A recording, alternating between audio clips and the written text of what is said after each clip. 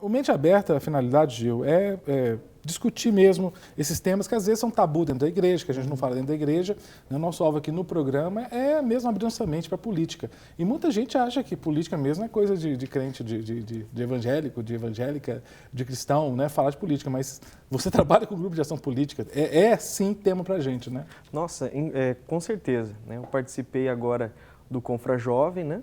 E nós fizemos um workshop sobre política, que mais de 60 jovens foram assim, super interessados a discutir como que é a visão cristã para a política, né? Como que a política se relaciona com o cristianismo. E você precisa ver que bacana o envolvimento desses jovens. E é muito importante porque quebra esse paradigma de que crente é alienado, né? De que o evangélico é um povo manipulado, é um povo que não reflete, não pensa. Tem muita gente mesmo, a cada dia aumentando o número das pessoas que tem uma posição fiel ao Senhor, mas de criticidade ao que está acontecendo na política, né? Nossa, com certeza, né? Como você bem lembrou, eu faço parte do GAP, né? Que é o Grupo de Ação Política aqui da igreja. E, nossa, nós contamos com várias pessoas que, assim, têm um coração temente ao Senhor, que não ficam pensando de um partido de cá, ou partido de lá, mas que realmente buscam procurar entender a política pela cosmovisão bíblica. Né? O que é a cosmovisão bíblica? É simplesmente começar a entender a política por uma nova ótica. Né? Você olha, a partir dos princípios e valores cristãos, os princípios bíblicos aplicados à política, que é o relacionamento, né, entre as pessoas. Então, esse jovem grupo, ele tem assim, se superado, pesquisando, estudando cada vez mais e alargando mesmo as fronteiras. Como a Igreja Batista da Lagoinha fica em Belo Horizonte, o GAP atua no primeiro local, ali, o primeiro locus junto à política local, municipal. Então, nós vamos, nesse papo rápido de hoje, falar dos 3 níveis, municipal, estadual e federal. Vamos começar no local. Vocês, como cristãos evangélicos envolvidos com a política, atuaram muito junto à Câmara dos Vereadores, por exemplo, em algumas pautas muito sérias, muito importantes, que mexem com a vida dos nossos filhos, das nossas mulheres, das nossas crianças. Né? Dá um panorama aí. Quais as participações de vocês do GAP nas pautas lá da Câmara dos Vereadores? Então, olha, é muito importante lembrar que o GAP ele faz um monitoramento, sim, né, de todas as políticas relacionadas a Belo Horizonte, que estão nos 3 entes, né? Seja os políticos eleitos em BH para o município, né, de Belo Horizonte, pelo Estado de Minas Gerais e até mesmo os deputados federais. Então, a gente acaba que engloba uma grande parcela de discussões, né, no nosso país. Mais especificamente, aqui em Belo Horizonte, a gente fez um trabalho muito bacana no ano passado, até juntamente com outros órgãos cristãos, pessoal da carismática católica, de outras denominações também, na questão do Plano Municipal de Educação, né, que, dentre os diversos assuntos que nós discutimos e debatemos, um deles foi a questão da ideologia de gênero, né, que, para honra e glória do Senhor, não foi aprovada aqui. Como é que foi a luta? Nossa, foi ferrenha. A proposta era que das escolas de educação infantil, que é o âmbito da prefeitura, houvesse o 3º banheiro? Como é que era a ideia? Não era exatamente em relação ao 3º banheiro, mas as coisas eram muito camufladas, assim. Então, dentro de um plano municipal de educação, tem muitas coisas que são reguladas, desde piso salarial de professor, o conteúdo programático das escolas, enfim, uma série de assuntos muito importantes, né, para os próximos 10 anos aqui da cidade. E dentro de todos esses temas, tinha um pouco da principiologia e um pouco da ideologia de gênero dentro do programa das crianças. Então, no caso, a gente fez uma análise muito profunda da lei, assim, palavra por palavra mesmo, foi algo muito técnico, muito específico, para a gente não abrir margem para que outras políticas sejam aplicadas através desse plano. Então, só para resumir, não foi bem um artigo específico que falava terá ideologia de gênero em Belo Horizonte, mas era uma conjuntura que precisava ser analisada para não deixar brechas. E as brechas foram fechadas. E é uma ideologia, né, Gil? Porque o termo ideologia ele é muito maior do que um item, um preceito. É uma cosmovisão. Ideologia é como você vê uma realidade. E essa ideologia de gênero é interessante a sutileza dela. Porque parece que nem, por exemplo, quem é homoafetivo, homossexual, gostou muito quando a ideologia de gênero começou a ser difundida, né? Exatamente, né? Porque as pessoas que olham mais de longe, elas se confundem, né, dizendo que ideologia de gênero é algum tipo de homofobia ou algum tipo de pensamento assim, que vai, né, contra algum tipo dos direitos homossexuais. E na verdade não é isso, né? A ideologia de gênero fica no campo das ideias, que não tem nada a ver, nada ligado à ciência, que simplesmente diz assim, a criança ela pode escolher se ela é homem ou mulher. Então não é algo que, como na biologia, enfim, na ciência diz que é homem XY e mulher XX. Né? Ele teria que escolher o que ela é. E não é. O que a gente sabe é a orientação, que aí sim a pessoa, pelo livre-arbítrio, tem opção. Mas a questão de ser homem ou ser mulher, isso é intrínseco, inato, né? Quando a pessoa nasce já é definido. Agora, essa questão da orientação, que eu acho que foi uma discussão que ocorreu, né? Que é uma orientação, ela é ética, moral, mas acabou sendo política, porque foi uma política pública que estava sendo discutida. Vocês defendem que isso seja feito no espaço família, no espaço casa, não na escola pública, é mais ou menos por aí. Exatamente, né? Acho que a gente tem a Convenção de Direitos Humanos, que ela prevê que a família ela tem todo o respaldo e tem todo o direito de escolher a forma de criação dos filhos, né? E essa convenção é um tratado internacional que é firmado pelo Brasil e tem status de lei. Então, nesse caso, eu acho que não pode uma lei interna menor do que um tratado, né, que vem simplesmente pautar um assunto desse, que é entrar na família e tirar um direito dela, que é de criar os seus filhos conforme os pais decidem. Né? Vamos para uma pauta agora estadual. Sim. Né? Uma pauta quente. Vamos lá. Você deve ter visto, quando da saída da presidente Dilma, uma cena que todos falaram da cara do ex-presidente Lula, né? Que ele estava abatido, chateado. E eu fiquei pensando, o ex-presidente Lula, ele foi ministro da Casa Civil, ele assumiu, mas não... Ele tomou posse, mas não chegou a exercer. Né? Exatamente. Aqui em Minas nós tivemos uma situação muito parecida. Verdade. Né? A primeira-dama, mulher do governador Pimentel, foi indicada, foi nomeada, né, para assumir uma secretaria, e depois de muita polêmica, ações que entraram, ela foi exonerada, sem ter exercido o seu cargo. Minas Gerais, politicamente, está parecendo o Brasil, porque nós temos aqui o PT no governo e o PT no governo federal, embora agora, temporariamente, a presidente afastada. Mas os problemas federais estão acontecendo no Brasil porque os federais estão acontecendo no Estado, quer dizer, há uma relação direta ou não? São questões diferentes. Olha, eu acho que o momento em que nós estamos vivendo, eu não tenho dúvida que interfere no julgamento desse processo, eu não tenho dúvida. Porque o momento importa sim, importa e muito. É claro que são dois processos distintos que aconteceram em tempos diferentes e com assuntos diferentes. Por exemplo, no PT a gente tem visto toda essa questão de pedaladas, etc. e tal. Agora, no governo de Minas, foi uma questão de dinheiro utilizado indevidamente na campanha, né, do governador. Então, apesar de ser fatos distintos, eles aconteceram assim, no mesmo momento, no mesmo partido. Então, eu acho que essa repercussão ainda foi maior ainda, né? E realmente, acho que infelizmente é muito triste para o nosso país, nosso estado, estar vivendo esse tipo de situação. Você acha que outro dia eu entrevistei um dos fundadores do PT aqui em Minas, e foi uma conversa muito boa, e ele falou assim, olha, o PT não é feito de anjo, né? São pessoas normais. Aí eu perguntei, mas será que o PT não mudou demais? Qual que é a sua leitura? Porque, inclusive na conversa foi assim, né, o meu entrevistado falou, olha, mas existe uma predisposição da mídia para perseguir o partido. Qual que é a sua leitura? É uma armação da mídia contra o partido, contra as esquerdas, ou não? É que a coisa está vindo à tona agora. O que você entende? Eu acho que, assim, é lógico que é uma pergunta muito complexa, né, Cássio? Mas eu acredito sim no oportunismo. Né? O que seria esse oportunismo?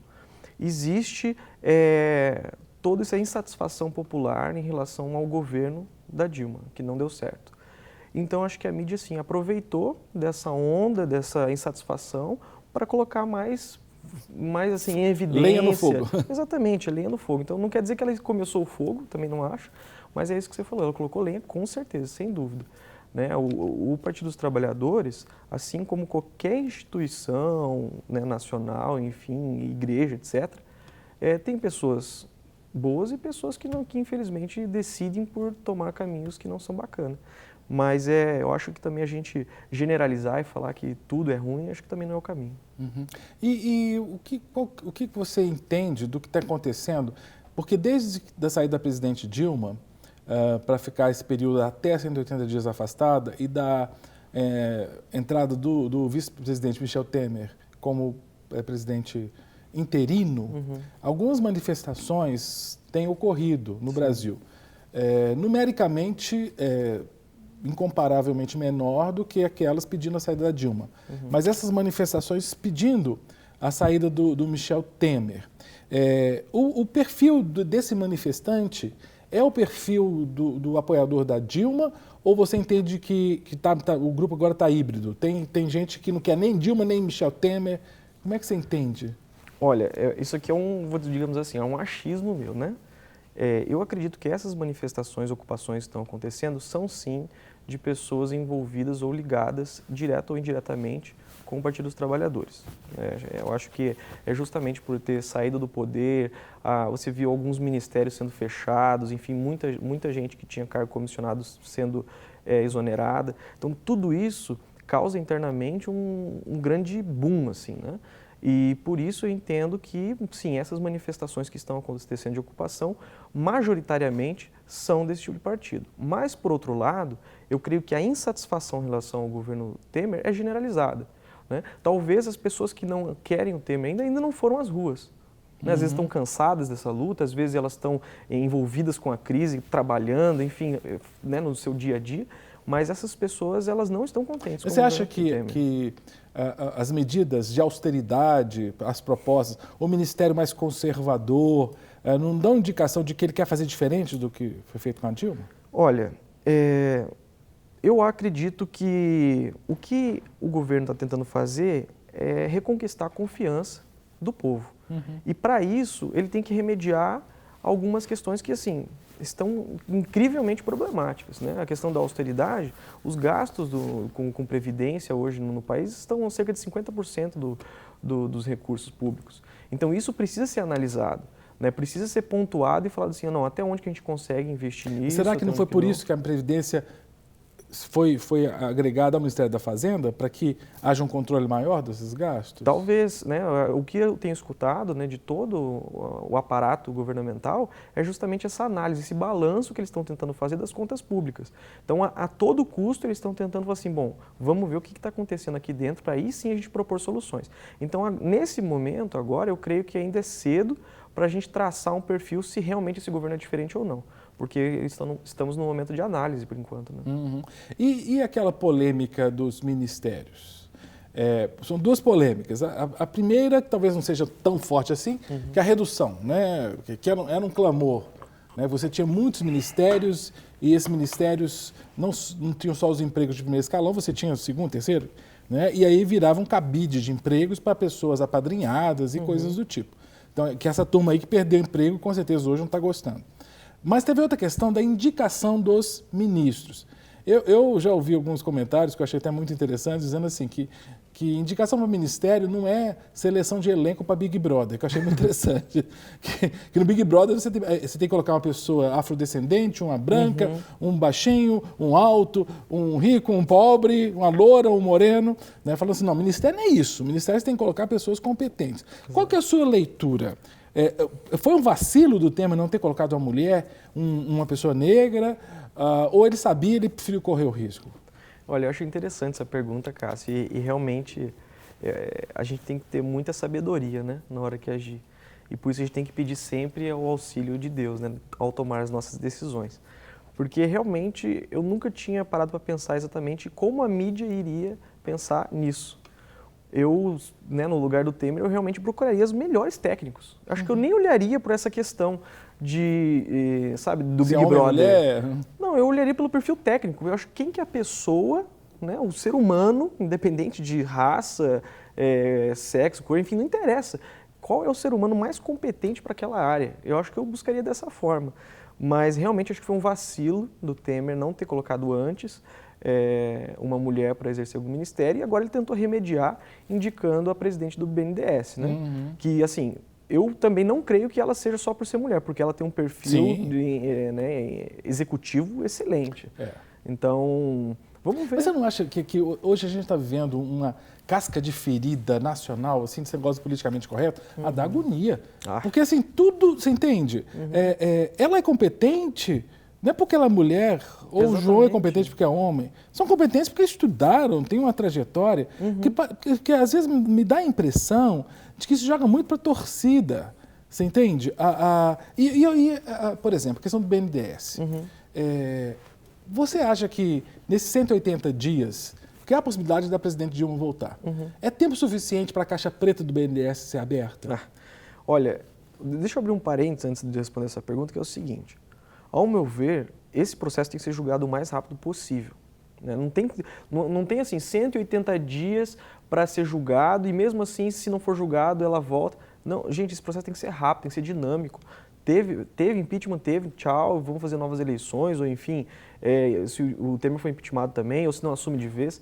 Porque o que não dá é ficar trocando ministro de 3 em 3 meses, de 2 em 2 meses. Porque qual líder que consegue colocar uma gestão dentro de um governo que é do tamanho do Brasil, com 2 meses de trabalho, 3 meses de trabalho? Isso não existe, né? Isso precisa de um tempo para conseguir consolidar. Aí vem essa pergunta do BNDES. Eu acredito que o BNDES, por tudo que tem sido ventilado, né, na mídia, o rombo diz que é maior do que a Lava Jato, ou seja, a gente não consegue nem mensurar o que é isso. Né? Isso é muito sério. Né? Se a Lava Jato já foi o maior escândalo de corrupção da história do mundo, ainda tem um pior. Então, assim, é inacreditável. E assim, quem assumiu o BNDES, no caso foi a indicação do Temer, eu acho que a principal responsabilidade é justamente abrir as contas e ver o que estava acontecendo.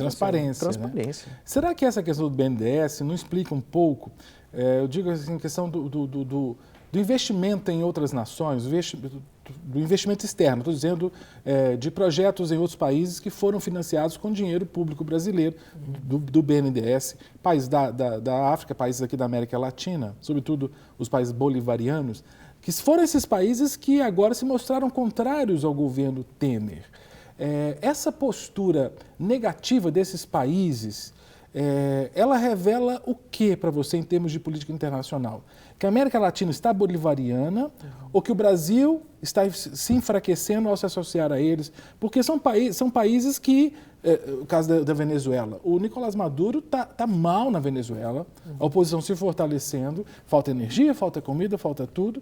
Não tem apoio das nações do eixo norte, né, norte do Equador, e tem apoio dos países nem posso falar do Mercosul, dos países bolivarianos. Qual que é a sua leitura? O Brasil deve se aproximar, deve se afastar, como o Zé Serra já botou uma posição mais de distanciamento? Bom, primeiro que o BNDES, na verdade, a finalidade dele é outra, né? Não é investimentos externos, é investimento no desenvolvimento econômico dentro do país. Então, esse dinheiro público que é do BNDES, ele é justamente para fortalecer a economia e para dar condição para o pequeno e médio empresário para ter um aparato no seu projeto. Então, assim, de forma alguma o dinheiro do BNDES poderia ser usado para esse fim, porque não é a finalidade do BNDES. Em segundo ponto, eu acho que é legal a gente sempre lembrar da palavra de Deus que diz assim, diga-me com quem anda, direi com quem és. E, infelizmente, a Dilma, ela andou com esse tipo de gente, né? E aquele texto lá, né? Andarão dois juntos, não houver entre eles acordo. Então, se está andando junto, vocês concordam, não é isso? É verdade. E assim, acho que é o inverso, não é o Brasil que se enfraquece andando com os demais países, né, bolivarianos. Mas no caso, eu acho que o Brasil sustentou esses países por muito tempo, né? Eu acredito que a grande riqueza que esses países conseguiram conquistar nesses últimos anos foi devido às políticas econômicas brasileiras. Né? Querendo ou não, independente da nossa situação econômica, independente da nossa conjuntura atual, o nosso país, o Brasil, é uma superpotência da América do Sul. A gente não nos valoriza com isso, mas é a realidade. Você acha que há uma chance da gente voltar com respeitabilidade para os BRICS? Porque eu fiquei pensando nisso. Gente, o Brasil, na época do governo Lula, estava entre os BRICS, que eram os países emergentes, ao lado de China, de Rússia, de Índia. Né? E de um tempo para cá, depois do governo Dilma, a gente caiu na ladeira. Né? Não se comenta mais Brasil como BRICS. Você acha que a gente tem esperança?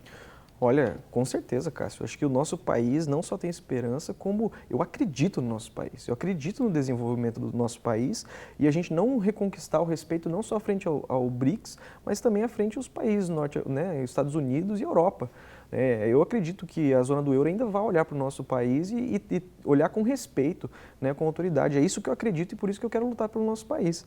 Mas vejamos, até mesmo o BRICS, né, que a gente pode se vangloriar de estar junto, olha que escolha. Por que se associar junto com o BRICS? Que realmente é China, é Rússia, é Índia, que são países que têm políticas de Estado muito complicadas, né? Que não são, assim, inteiramente responsáveis enquanto às suas gestões de trabalhista, direitos humanos, enfim, uma série de condições, assim, mínimas à existência da população. Então, aí sim, eu ainda repito, por mais que o governo Lula, a gente tem que reconhecer a política externa ter avançado, assim, milhas, mas ainda assim a gente tem que escolher muito bem com quem anda. Perfeito. Agora, pensando no governo Lula, né, vamos pensar no cidadão Luiz Inácio Lula da Silva. Foi discutido, teve aquela mensagem que foi grampeada, da Dilma enviando o termo de posse para o Lula, o termo já assinado e coisas do tipo, que isso agora caiu naquele limbo jurídico lá que a gente não sabe o que vai acontecer com isso. Eu queria a sua posição e a sua opinião como alguém que pesquisa ciência política, né? O que você acha agora da Operação Lava Jato no tocante a essas figuras que estavam ligadas ao governo Dilma, sobretudo Luiz Inácio Lula da Silva? Você entende que ele e outras pessoas podem ser indiciadas, além de investigadas? Olha que interessante, né? Hoje mesmo eu estava estudando alguns artigos e num desses artigos dizia assim que o Lula, né, tinha orientado a Dilma colocar panos quentes na Lava Jato, né? Só que a Dilma não deu ouvidos ao Lula, né? Na época, essa notícia dizia que ela estava dando ouvidos ao mercadante, e o mercadante falou assim, não, continua com essa Operação Lava Jato, que isso aí você vai sair ilesa, etc e tal. Por que eu estou trazendo isso? Porque ela escolheu, né, enfim, não tentar manipular toda essa investigação que estava sendo feita. Só que agora, né, a Polícia Federal, apesar de ser um órgão autônomo, ela responde muito ao presidente da República. Por quê? Porque a sua chefia é uma indicação política, né? E no caso, quem está no poder agora é o Temer.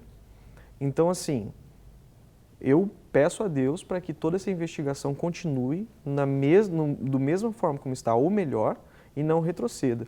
Mas, da mesma forma como é cedo a gente avaliar uma postura econômica, também é cedo a gente avaliar uma postura nesse sentido da investigação. Mas é claro que, acho que nesse sentido, o impulsionamento da mídia ajuda. Porque aí não é só uma decisão isolada, né? É todo um povo que procura receber a verdade, procura estabelecer a justiça. E aí sim o Lula, já como não está em nenhum ministério, vai responder como cidadão comum. E aí a coisa pode ficar feia, né? Porque o Ministério Público de São Paulo, que estava fazendo investigação do apartamento no Guarujá e do sítio Atibaia, enviou para Curitiba, não é isso? Isso. E agora é um processo só. Isso. Então ele pode ser preso por isso? Pode. Aí A qualquer momento, inclusive. Meu Deus, Ana. E o Cunha? Bom, o Cunha é um outro caso seríssimo, né? E eu acredito que, mesmo ele não estando exercendo a função de presidente da Câmara por estar afastado, ele ainda tem muita influência, né, de trás dos panos. Então, até o fato do Valdir Maranhão ter assumido, né, a presidência interina, assim, ele é simplesmente assim, como posso dizer, um correspondente do Cunha e do PMDB, né? Porque está claro, né, tudo que ele fez, enfim, é para isso. Agora, eu acredito que o Cunha não vai voltar tão cedo, porque realmente o lado dele já está bem comprovado o que essas suspeitas, né, tinham. E no caso, os próximos passos, desdobramentos aí, se atingirem o presidente Temer, né, o presidente em exercício Temer, você entende que o processo vai seguir o mesmo timing com Dilma, ou vai ser mais lento ou vai ser mais rápido? Olha, é uma boa pergunta. Por quê? Vai depender muito de quem vai estar coordenando as ações dentro do Supremo. E a gente está vendo agora que o ministro Lewandowski, né, ele está assumindo, e aí a gente tem que analisar qual que vai ser o perfil dele, se vai ser um perfil mais, entre aspas, conservador, no sentido de querer ter um processo mais de discussão, um processo mais amplo, ou um processo já pegando o que já tem e tocando o processo. Rapidinho, Gil acha que o Temer foi conivente com a Dilma nas pedaladas e tudo mais, ou você acha que realmente ela fazia da cabeça dela sem consultá-lo? Eu acho que... Deixa eu pensar para responder. Bom, pelo perfil de todo o governo Dilma, eu acredito que a Dilma ela era uma coisa e o Temer outra. Eu acho que eles não se conversavam muito para tomar as decisões. Mas a gente pôde ver que o Temer, enquanto esteve no exercício, né, da presidência, ele também assinou alguns documentos como se fossem as pedaladas, né, que eram créditos suplementares. Então eles tinham a mesma política. Se eles conversavam um com o outro, eu não sei, mas a política era a mesma. Meu Deus. Vamos ver, né? Vamos deixar que quem está cuidando da parte jurídica cuide disso, né? E se ele foi culpado também, que o processo também corra, né, da maneira normal, que a gente pede a Deus que estiver né, a pessoa que estiver lá em cima, né, seja a pessoa orientada por Deus para cuidar da nossa nação. Gil, obrigado, querido. Para receber todas as novidades do canal, inscreva-se e se curtir o vídeo, clique em gostei. Aproveite para acompanhar a Rede Super nas redes sociais.